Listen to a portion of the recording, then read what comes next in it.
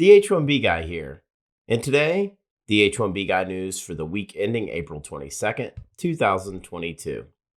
Today I'll cover international students dominate STEM advanced degrees, Dropbox appointments impossible, and JD Vance's H1B Conundrum.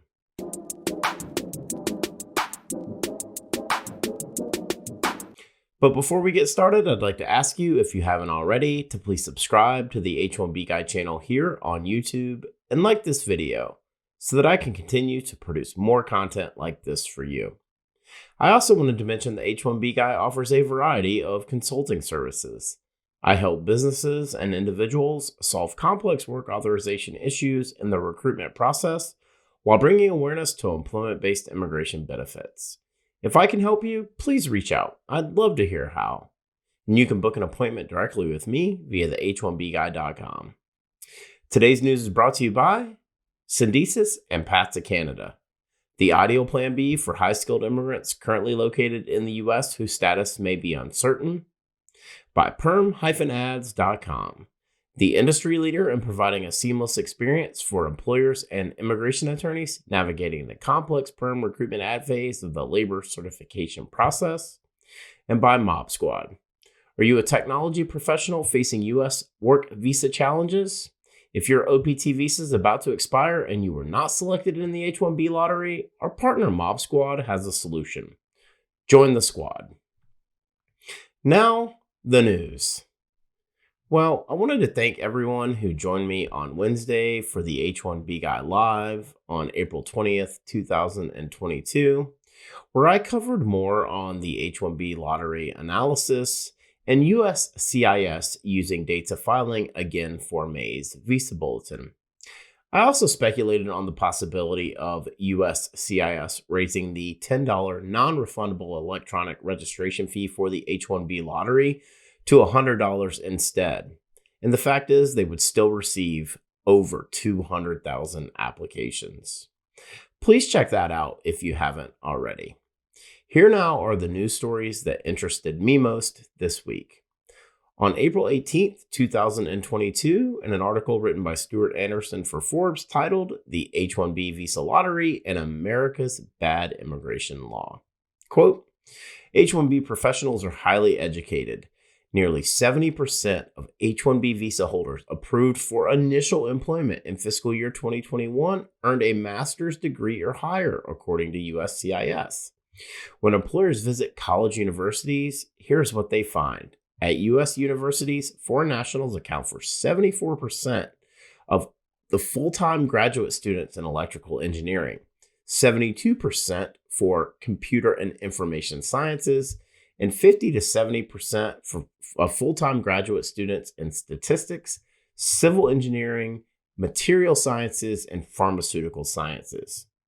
It would be impossible to sustain graduate-level programs in key fields as many universities would without international students. I found this data to be very interesting. The fact that 70% of all new initial employment H-1B visa holders possess at least a master's degree or higher. But the most glaring data point is that 72% of all full-time graduate students in computer science are foreign nationals. This tells me two things. One, American students are not pursuing master's degrees in computer science. And two, increases to the current H-1B advanced degree category are necessary. As Ron Hetrick, VP for MC, stated on a LinkedIn post, quote, we have 11.3 million job openings, which I estimate 5 million have to be filled for us to function at our normal economic capacity. 3 million to get us back to the level of labor force we need to service our current population in the manner we were doing prior to COVID. If we did that, our unemployment rate would drop to an impossibly low rate of 1.8%. Almost 2 million of those openings are in STEM, but we continue to severely restrict high-skilled immigrants' entry into the U.S. An emphasis needs to be put on reform for pathways to employment authorization for those earning undergrad or advanced degrees from U.S. institutions. On April 21st, 2022, in a tweet from the U.S. Consulate General Chennai, quote, employment-based visas. Consular sections across Mission India are at capacity for petition-based employment visa Dropbox appointments through August 2022. We will take about 300,000 H and L visa applications this year and will open additional slots for September and beyond in the coming weeks. I've stated numerous times to avoid the consulate in Chennai at all costs. I believe they take pride in being the worst of the worst. The stamping renewal process is so broken, and I'm having a hard time understanding why individuals who are living and working in the U.S. are unable to renew in the U.S. The current process seems extremely unnecessary. I'm also having a hard time understanding why appointments are even necessary for Dropbox. Regardless, the extensive backlog of processing at the consulate in Chennai is clearly evident, as well as the rest of Mission India. If you were recently selected in the H1B lottery for fiscal year 2023 and were planning to be living and working in the US by October 1st of 2022, I'd think again. You'll be lucky to be in the US by January of 2023 unless something drastically changes with Dropbox appointment availability. April 22nd, 2022, in an article written by Sophia Kai and Dan Premack for Axios titled J.D. Vance's Investments Made Use of H-1B Visas He Opposes. Quote, J.D. Vance has spoken out strongly against H-1B visas as a Senate candidate in Ohio, but his history as a venture capitalist tells a different story. Around 36 companies in which Vance-affiliated funds invested and which he still has economic interest have applied for visas, which often are used by American tech companies to hire highly skilled foreign workers. Vance and former President Trump are slated to appear together tomorrow night at a rally in Ohio, where H-1B visas are often used as rhetorical punching bags by candidates seeking to appeal to blue-collar workers. Vance, who got his start in venture capital with Peter Thiel in 2017, joined Steve Case's Revolution to invest in Midwestern startups. 2 years later, he left Revolution to co-found his own firm in Ohio called Narya. 38 companies that received investments from Revolution's first rise of the Rest Fund and or Narya have applied for H-1B visas, according to Senate Financial Disclosures and the Department of Homeland Security database. Among them, StockX, a Detroit-based online sneaker marketplace, filed 31 petitions for H-1B visas between 2019 and 2022 for both initial and continuing employment. Fiscal Note, which owns CQ Roll Call, filed 15 petitions between 2015 and 2021. App Harvest, an indoor tomato grower in Kentucky that's now publicly traded, filed 5 petitions in 2021 and 2022. Vance was on App Harvest's board of directors until April 2021. The companies I invest in sometimes have thousands of shareholders.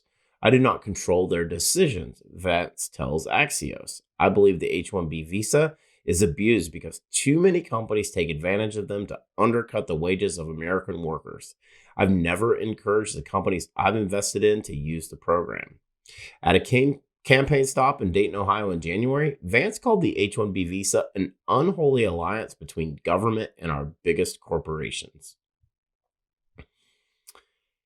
It appears that Mr. Vance is caught in a do as I say, not as I do conundrum. Individuals like Mr. Vance that use the H-1B visa as political rhetoric in order to stir fear and hate are honestly not worth the time or attention I've already given. With that being said, tech startups in the US constantly turn to the H-1B visa as an avenue to fill their hiring needs. Mr. Vance made investments in approximately 36 companies that applied for H-1B visas to meet staffing demands. I'm really curious to know how much each of these individual H-1B visas received by these companies increased the overall valuations of Mr. Vance's investments.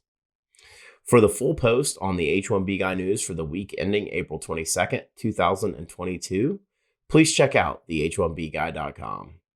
And a reminder that today's news was brought to you by USCIS and Path to Canada, the ideal plan B for high-skilled immigrants currently located in the U.S. whose status may be uncertain. If you're facing an H-1B denial or OPT expiration, don't get caught off guard. Make sure you have a plan B, and USCIS and Path to Canada are your answers. They'll gladly help you navigate the process, and if you're interested in finding out if you qualify, please be sure to use the link in the video description below, and someone from USCIS or Path to Canada will be in touch. And by PERM-Ads.com, the industry leader in providing a seamless experience for employers and immigration attorneys navigating the complex PERM recruitment ad phase of the labor certification process. If you're looking to reduce your costs and overhead associated with PERM labor certification recruitment advertising, let PERM-Ads.com help you. And also by Mob Squad. Are you a technology professional facing U.S. work visa challenges? If your OPT visa is about to expire and you were not selected in the H-1B lottery, our partner Mob Squad has a solution. Mob Squad helps technology professionals facing U.S. work visa uncertainty remain working with their current U.S. company nearshore from Canada, as well as technology professionals from around the world who are seeking an opportunity to find a rewarding career in North America. They can help you attain a Canadian work permit for you and your spouse in as little as 6 to 8 weeks. Whether you're looking to stay working with your current U.S. company or want to find a new opportunity in Canada, please find out how the team at Mob Squad can help you via the link in the description below. Join the squad. Just wanted to ask you again to please like this video, subscribe to the H1B Guy channel here on YouTube, and click the bell for notifications so that you're notified anytime we post new content here to this channel. If you've made it this far, I just want to say thank you for taking the time to watch my video. I really appreciate your support. The H1B Guy, your global source for all things H1B.